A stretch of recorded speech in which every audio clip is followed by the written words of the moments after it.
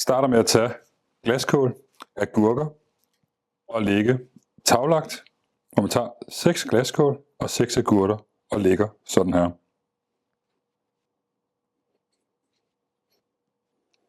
Så tager I den sashimi-skårede hiramasa og lægger 4 skiver på langs her. Tager I jeres lille vinaigrette, som ligger i pipetten, og marinerer fisken her med, når man drypper det langs med. Og en lille smule finsalt eller flagesalt, som jeg bruger i det her tilfælde her. Nænsomt drysser jeg henover her. Så tager I jeres østersblade og lægger.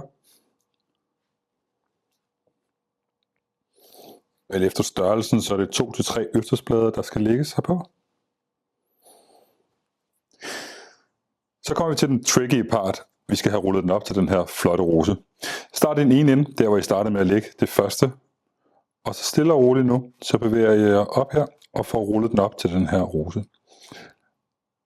Brug lidt hænderne til ligesom at hjælpe den på vej. Og til sidst, så kan I ligesom rulle den op og sætte den op på højkant. Og så er I klar til at gå videre.